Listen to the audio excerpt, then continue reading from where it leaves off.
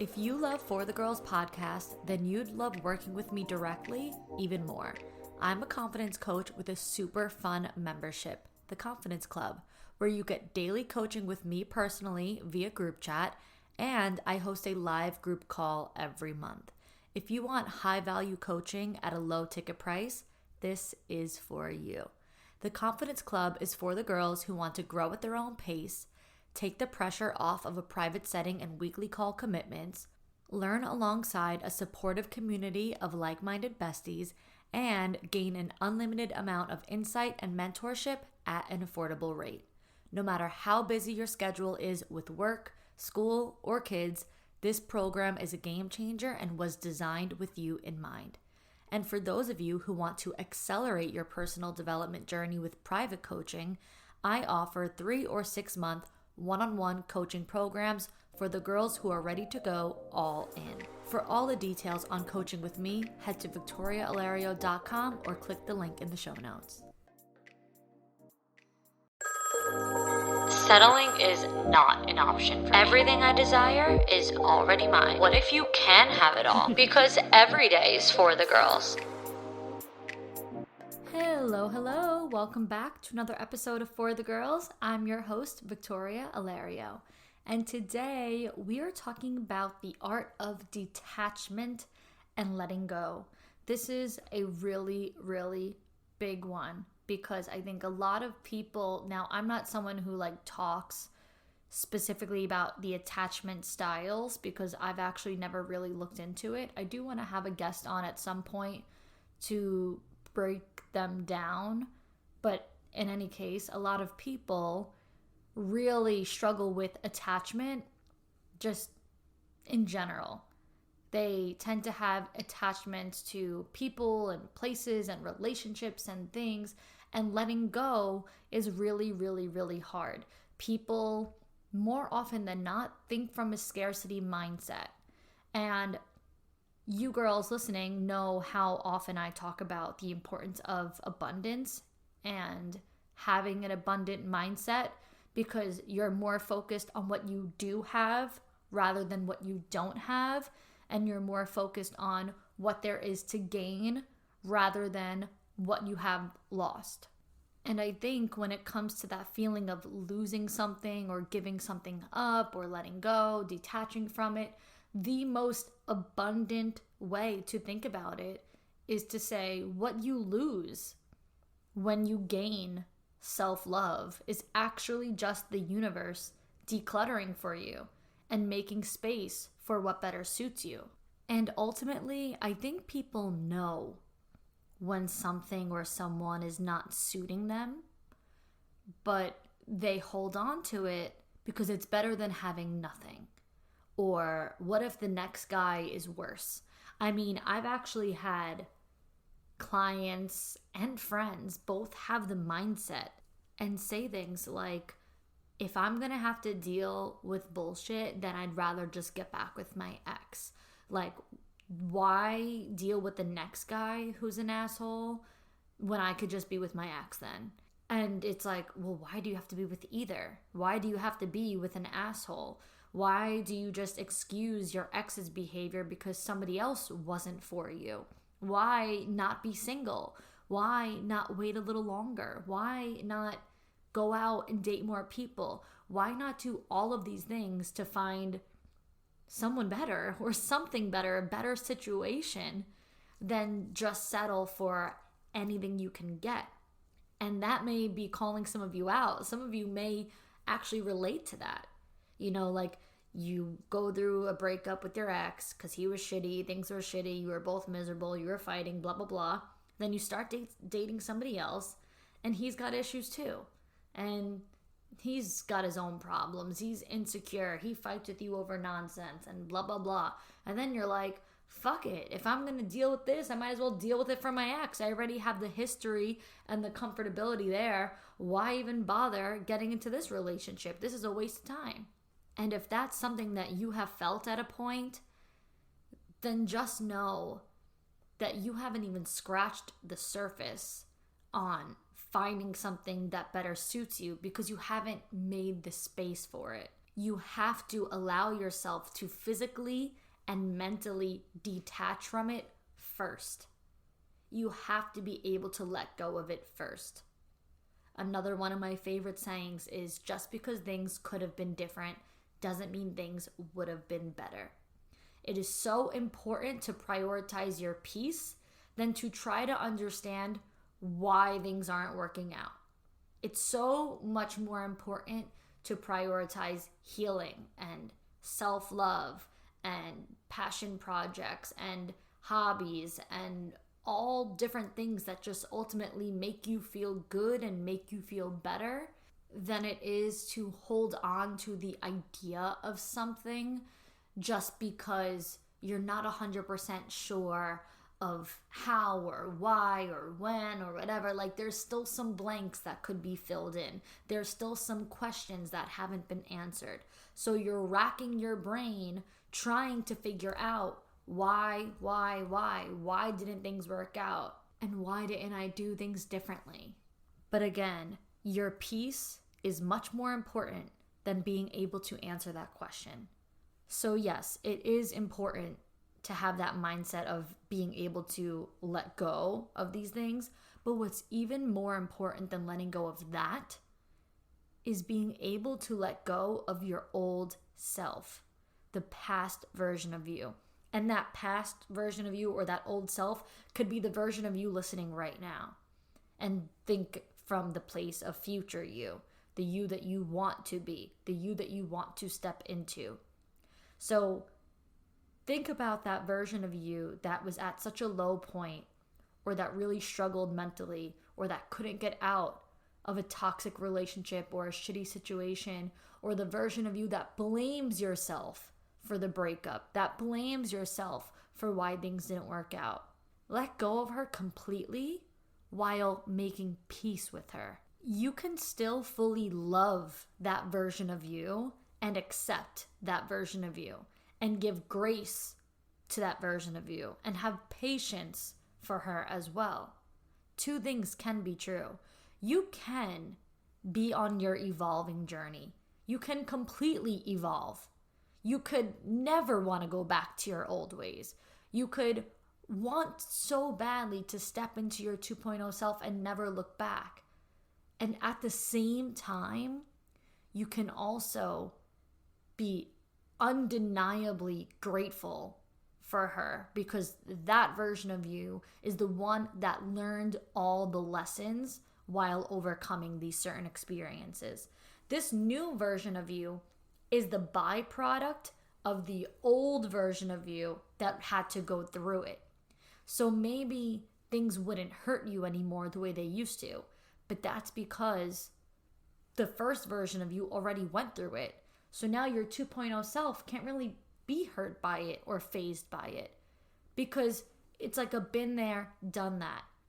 Another client conversation that comes to mind is one that I had this week with someone who we talk a lot about her relationship and a lot of the things that he refused to do for her. He refused to meet her needs. He refused to give her what she wanted. He refused to love her in her love languages.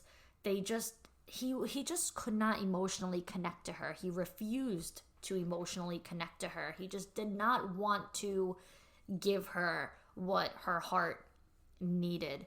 And so that was really painful for her. She was in the relationship, but felt so alone, and yet really struggled to, or still struggles to, get out of it and to let it go, because a lot of the feelings around it has to do with her having like a blame on herself.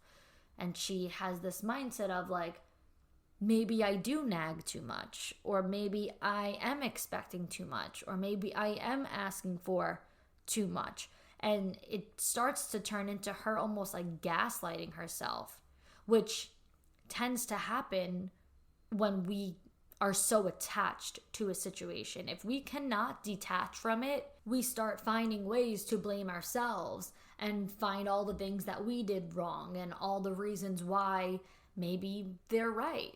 Unfortunately, when you are attached to someone, you have really romanticized thoughts. Your thoughts are really cluttered with a lot of gray areas, and you really can't see things in black and white. And that's why you're struggling to let go, because of how romanticized your thoughts are and how much gaslighting you do to yourself that you make yourself feel like you're so in the wrong.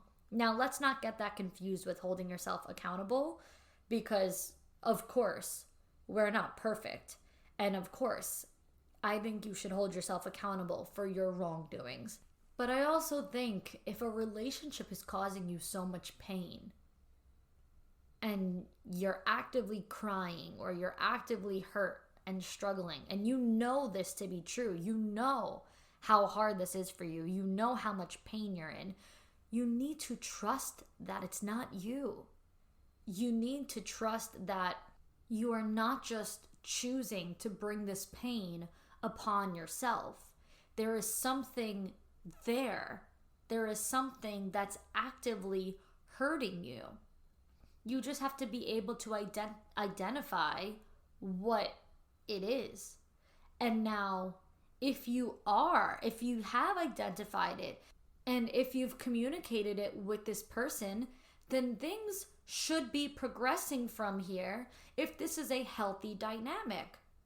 If the relationship is in good standing and is healthy and can handle confrontation, then there should be absolutely no reason why things would not progress and move forward after communicating your pain and your feelings and the things that you need and so on and so forth. So if they're not, that right there is a telltale sign that you need to detach.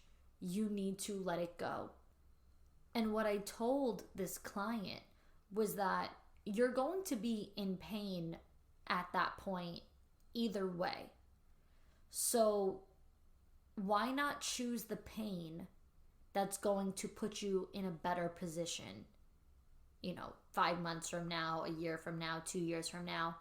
And to explain what that means is, when you get out of this relationship, if you break up, if you detach from it, and if you let it go, in the short term, as in right now, you're going to be in pain. You're going to miss him. You're going to miss the relationship. You're going to miss that comfort. You're going to miss the time that you spend together when things are good. You're going to miss just calling them or hearing from them. You're going to miss all of these things. But if you stay in the relationship, if you just stay attached, if you refuse to let it go, you just stick around and just keep waiting, you're also going to be in pain. But it's going to be a different pain. It's going to be the type of pain where you're in a relationship but still lonely. And you question how that's even possible. People think being single and alone must be the loneliest thing in the world. And that's not true. Being in a relationship and not being alone while being lonely is the worst feeling in the world.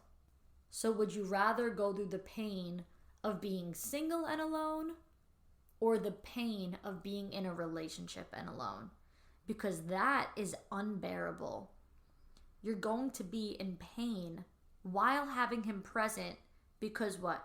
You are communicating your needs, but he's still refusing to meet them. You are asking for things to be better, and he's just not compromising and meeting you in the middle, and he's just not working with you. You're asking for things to be made easier, and he's making them more difficult.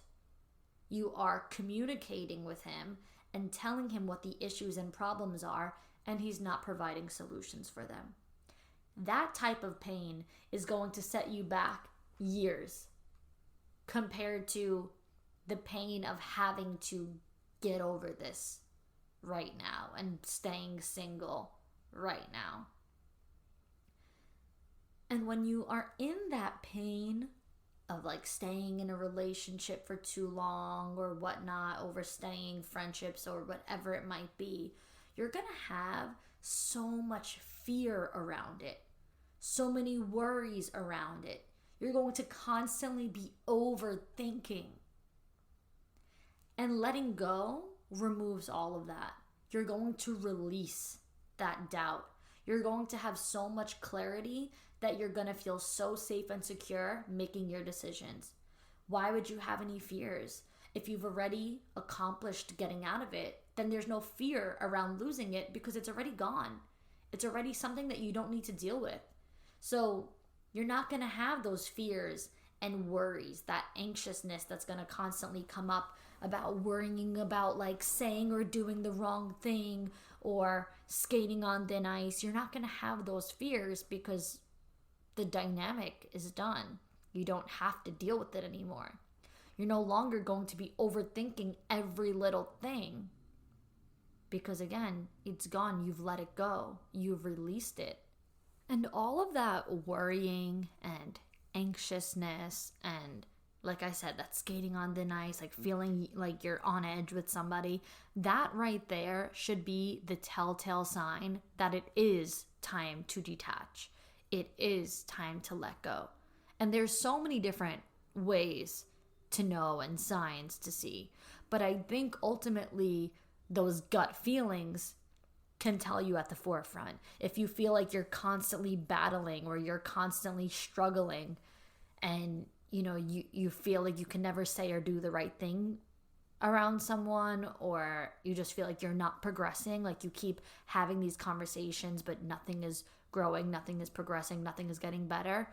Again, these are all signs that it's time to detach. Another sign would be simply by noticing your energy. When you're with someone, is your energy higher? Do you feel better? Or is your energy depleted? Does that person completely drain your energy? Is this person like an energy vampire? You know how vampires are like bloodsuckers?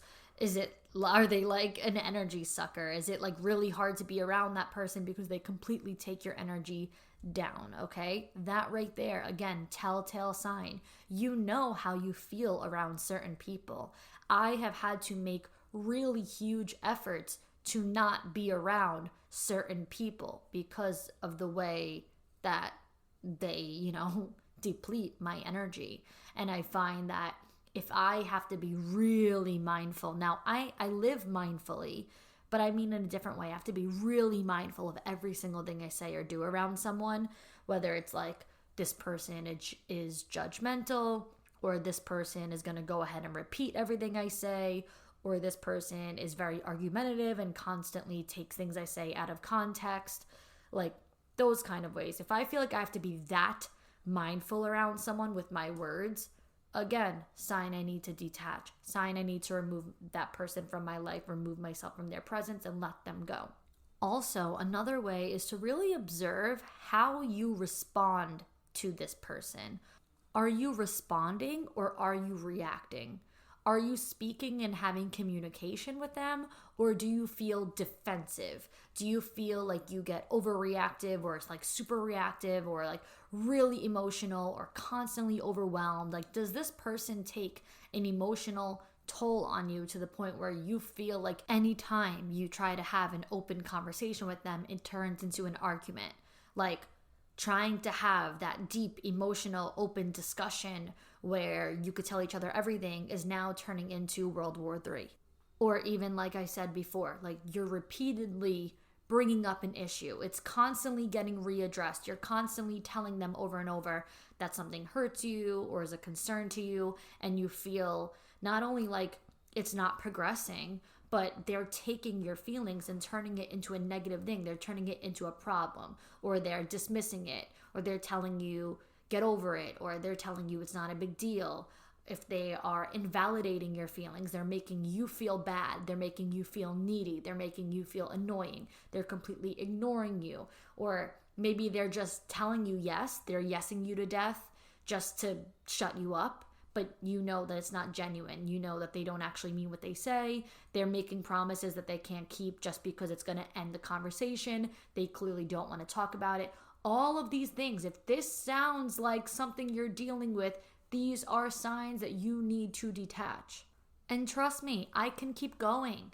Think about in the beginning of this dynamic. Let's use relationships. I know sometimes I throw in friendships, in this conversation, but going into relationships, think about how happy you used to be around that person. They probably at a time were your favorite person to be around, and you felt good in their presence, safe, secure, comfortable, and just pure joy and happiness, like I said. And now more and more, you feel less and less happy. I just said more and more, less and less. But you know what I mean.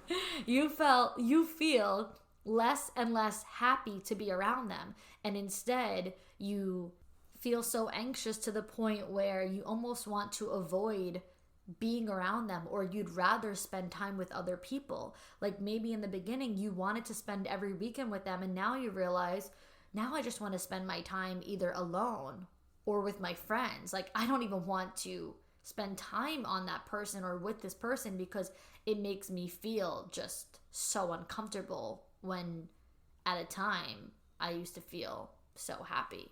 And listen, I'm aware that relationships are not rainbows and butterflies. I don't think that you're always going to feel your best with your partner. Trust me, I get it. Like we go through different feelings and emotions, especially as women. We have our periods, we feel differently, we think differently. Like we go through things that may make us feel down at times, or maybe you're just fighting with your partner one day, or you're going through a rough patch. Like it happens.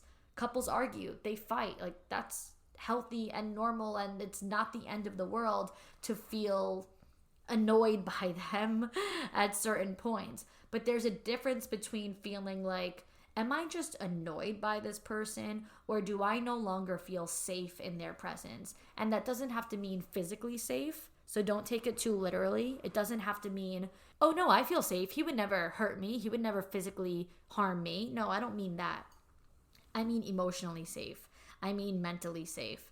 Like, is this a space where you feel like you can be completely vulnerable, completely yourself, and, not feel judged or not feel misunderstood or misheard or taken out of context? Do you feel at all like, oh, well, I'm just happy to be in their presence? Or are you like, I could avoid them today. I really don't think that that's someone I would want to spend my time with. Like, even think about another sign that could be, maybe you previously opened up to them about everything. You told them everything. You vented to them. You shared, deep feelings with them, and you felt you could confide in them. And then all of a sudden now you find that you're telling them less and less.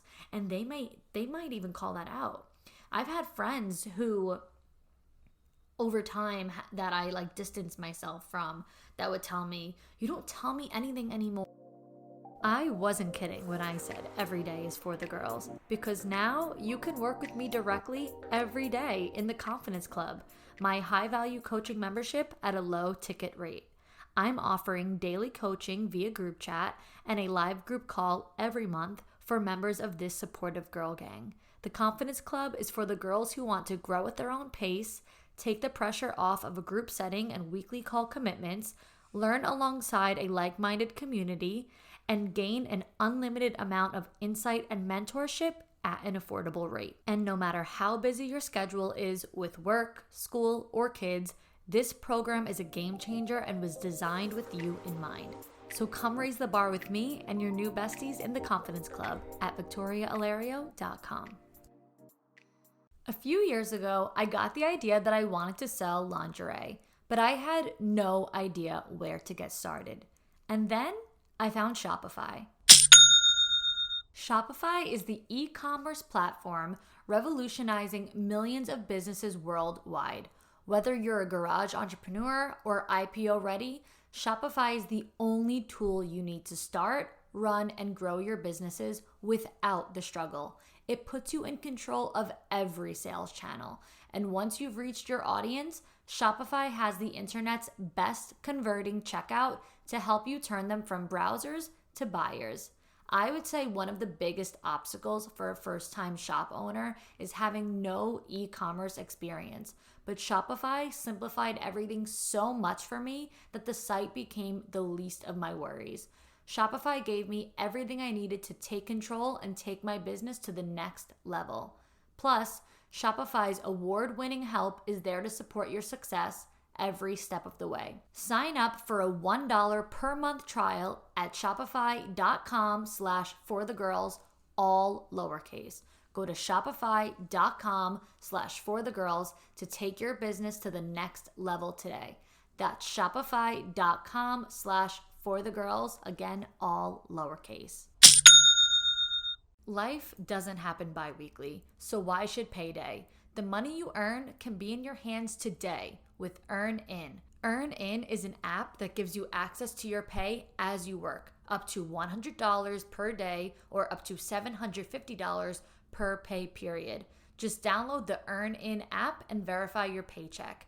Then access up to $100 a day as you work and leave an optional tip.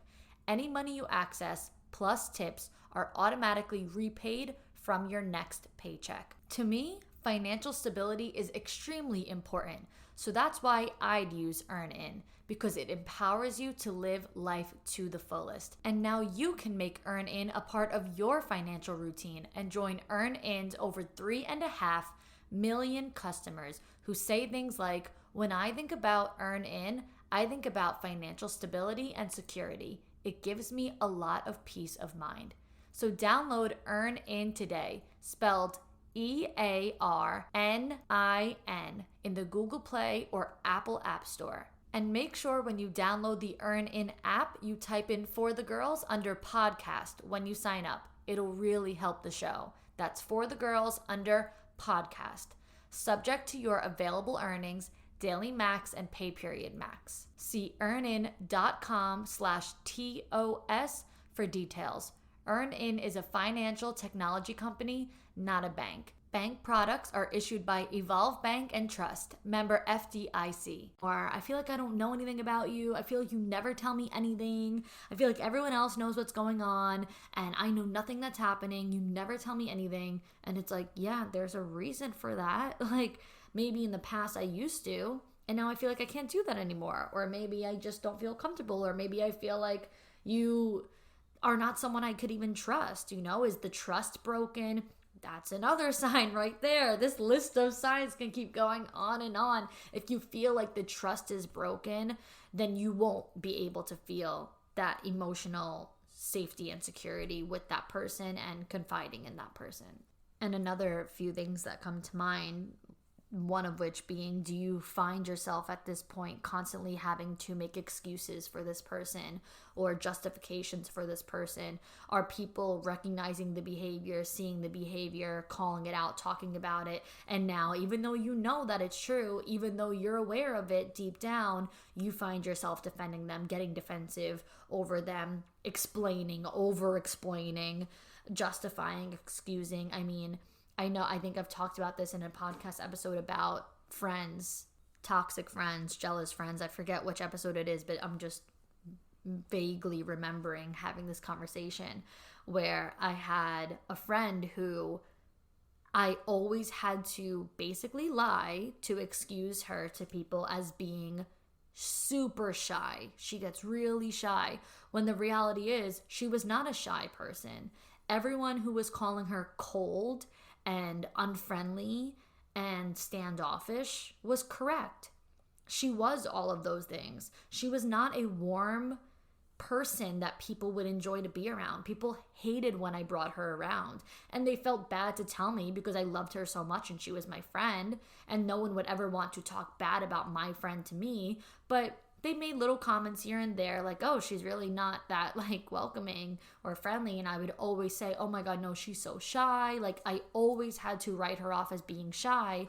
And I knew that I was doing that. And I found that I didn't enjoy, or I did not like that I was constantly lying on her behalf. And I would never have wanted to make her feel bad or tell her that people said that specifically. But there were definitely times where I would try to encourage,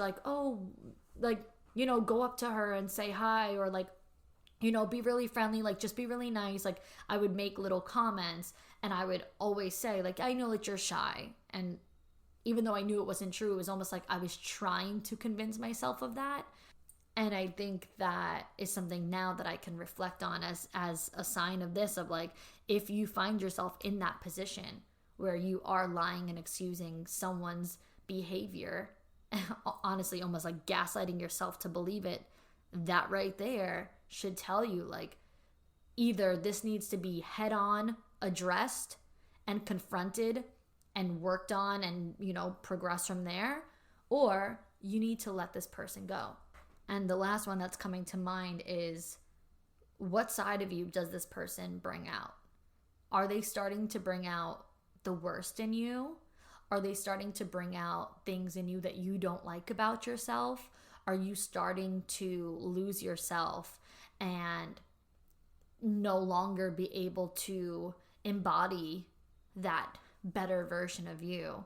I can think about who I'm with when I am like the best version of me, and I love that version of me because they allow me to be that.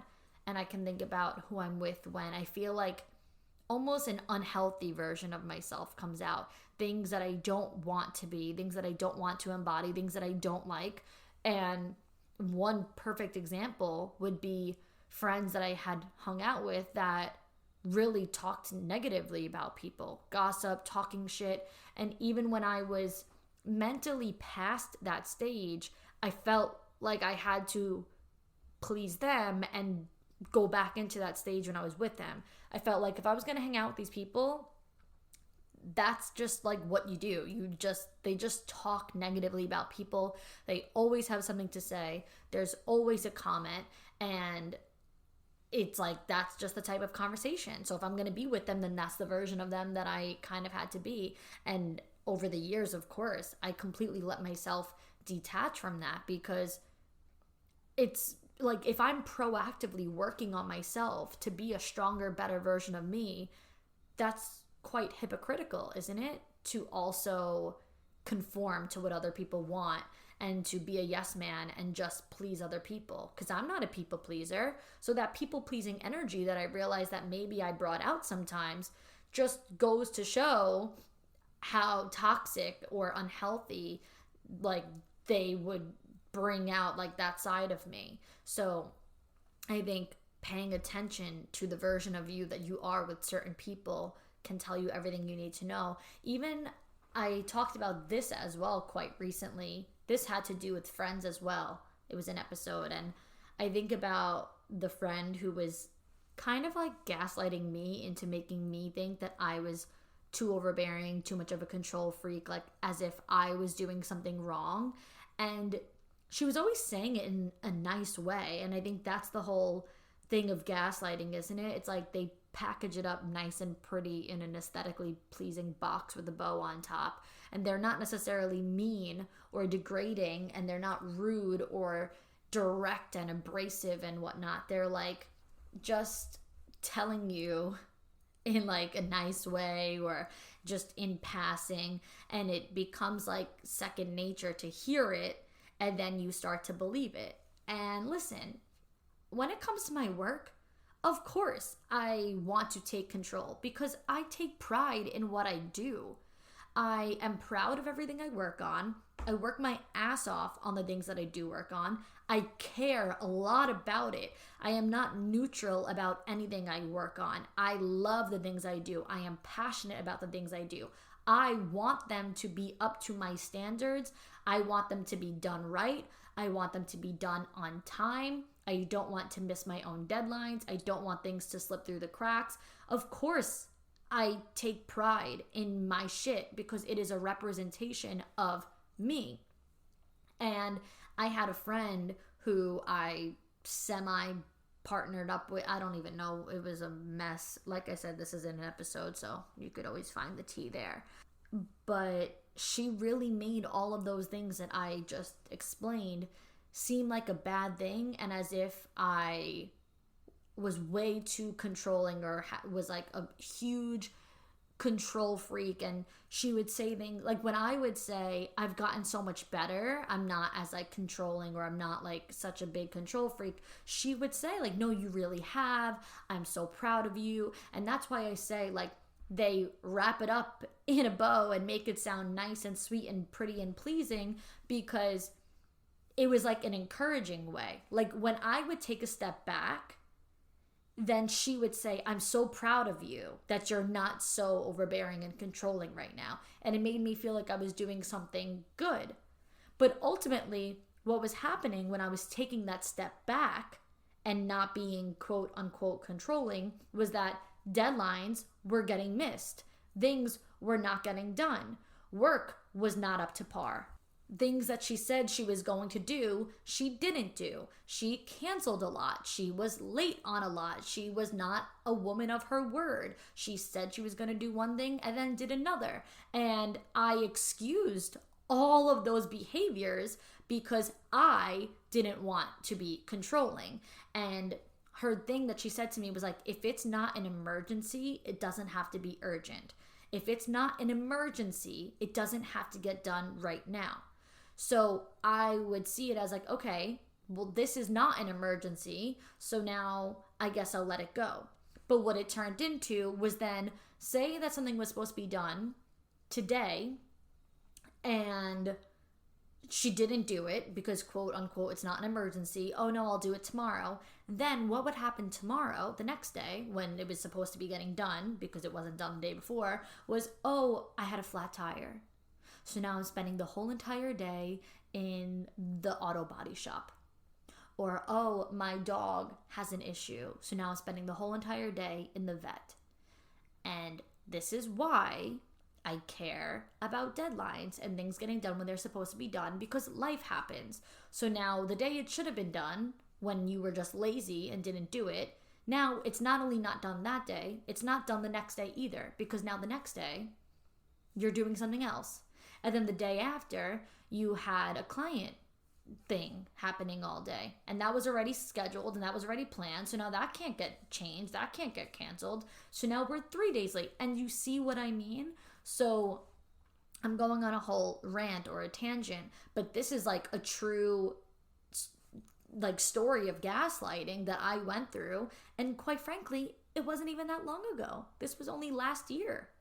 So I'm not even talking about, oh, you know, in the past when I didn't know any better. No, I do know better.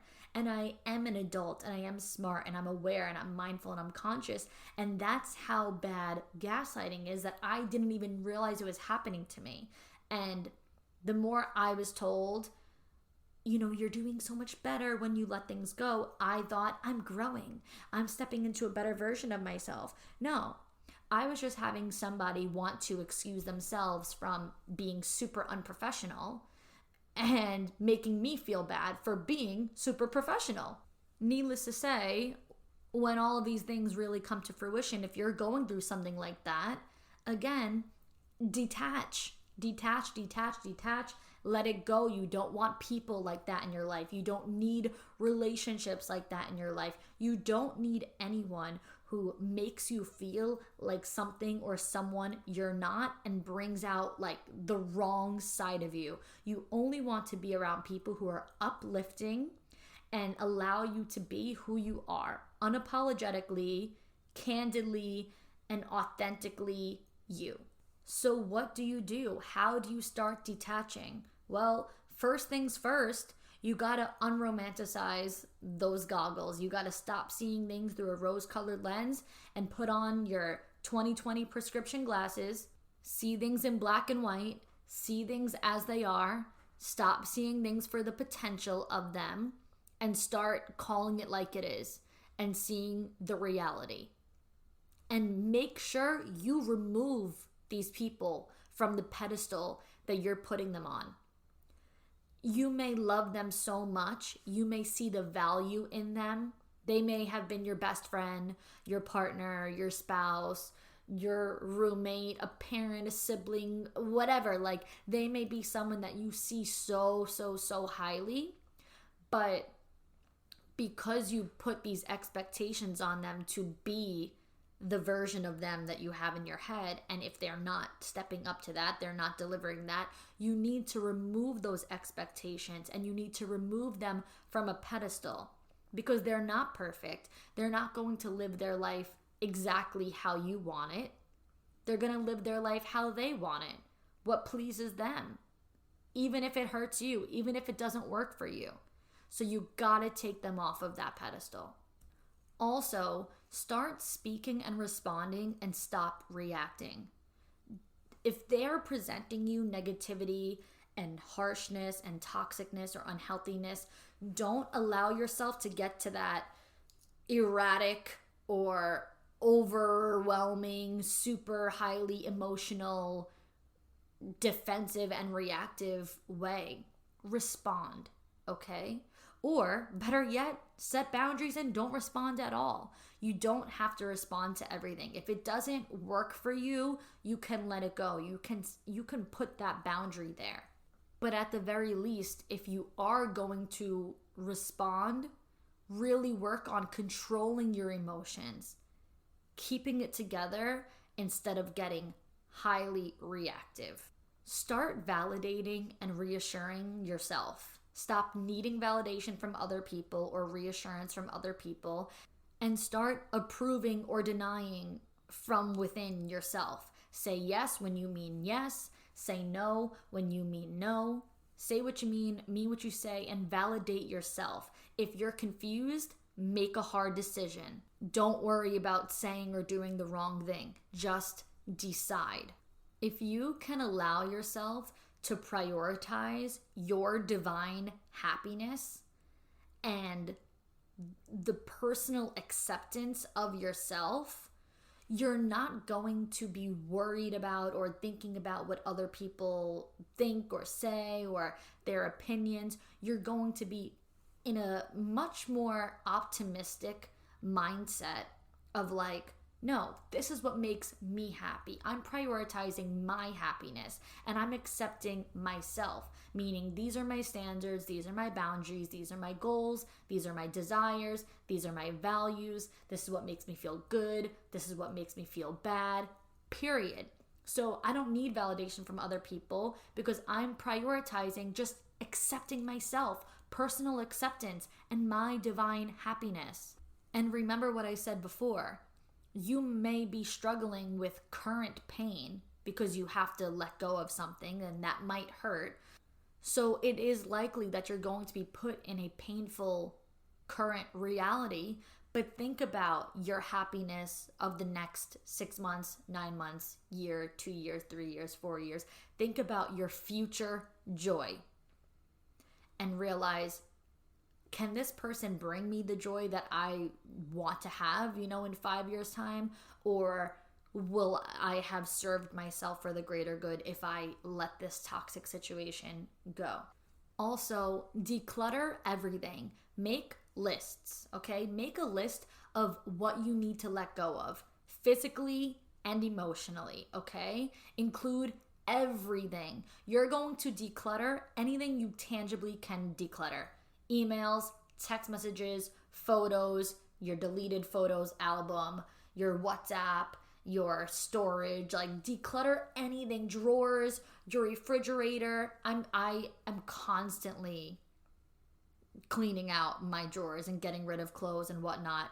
Hello, you could go on Victoria Alario Closet on Instagram and you will see that I'm constantly decluttering my closet and my drawers. Like, I just get rid of anything and everything.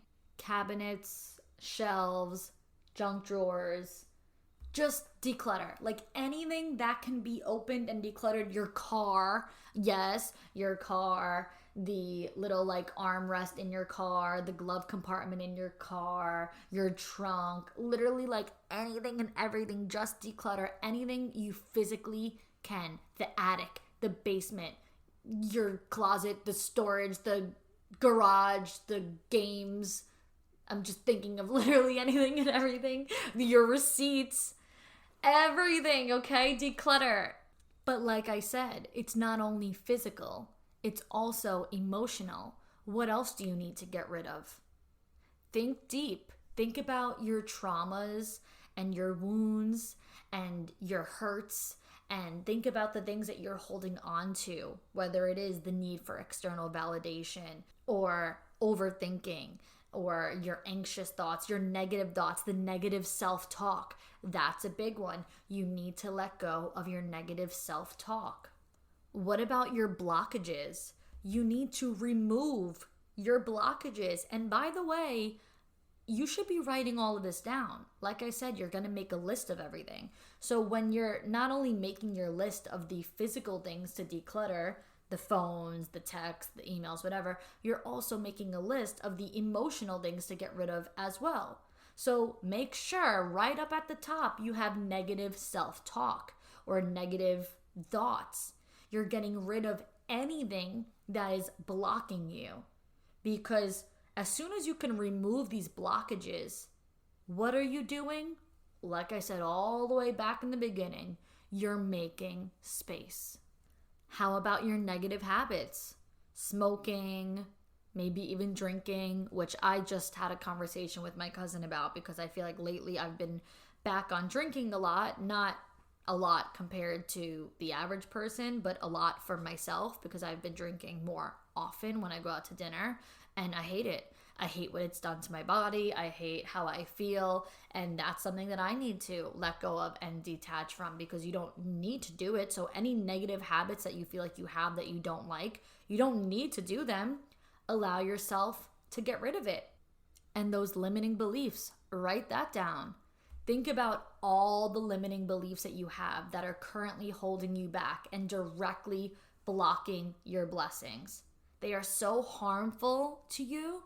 That's another thing to detach from. Our limiting beliefs should not be coming with us through the next seasons of our lives. Guys, we are in quarter 4 of 2023. Soon enough, it's going to be 2024. We are not bringing our limiting beliefs from this year with us into next year. So write that down on your list and make sure to actively get rid of those thoughts by honestly combating them with proof that they are wrong. Whatever you're telling yourself you can't do, I want you to go out and do it. And this way you can challenge yourself and combat those negative thoughts. What are some other things you may be wanting to get rid of? I don't know, maybe people pleasing and saying, oh, I'm just too nice. I let people walk all over me because I'm just too nice. I can't set boundaries because I'm a people pleaser. Okay, all different things. I am just coming up with anything and everything that I have heard over the last few weeks that people are struggling with. And these are things that you need to allow yourself to emotionally and physically detach from, to allow yourself to find the strength to detach from the bigger issues, to let go of those people and relationships that are really bringing you down. So allow yourself to get to a place of understanding your emotions, feeling your emotions, and then focusing on how you can control them and how you can regulate them. Because like I said, don't get reactive, don't get all crazy. Control those emotions, regulate those emotions, but know what place you're coming from. Know how you feel. Don't be afraid to feel your emotions. Don't be afraid to cry. Don't be afraid of being too sensitive. Feel what you need to feel, because letting go is not easy. And it's never going to get easier. It's hard when you have to detach from something or someone you love. But you can love them from a distance. You can love them and love yourself more. You can love them and want the best for them, but prioritize the best for you instead. And that is all we have for today. Thank you, girls, so much for listening. Until next time, girls. If you love For the Girls podcast, then you'd love working with me directly even more. I'm a confidence coach with a super fun membership, the Confidence Club, where you get daily coaching with me personally via group chat, and I host a live group call every month. If you want high-value coaching at a low ticket price, this is for you. The Confidence Club is for the girls who want to grow at their own pace, take the pressure off of a private setting and weekly call commitments, learn alongside a supportive community of like-minded besties, and gain an unlimited amount of insight and mentorship at an affordable rate. No matter how busy your schedule is with work, school, or kids, this program is a game changer and was designed with you in mind. And for those of you who want to accelerate your personal development journey with private coaching, I offer 3 or 6 month one-on-one coaching programs for the girls who are ready to go all in. For all the details on coaching with me, head to victoriaalario.com or click the link in the show notes.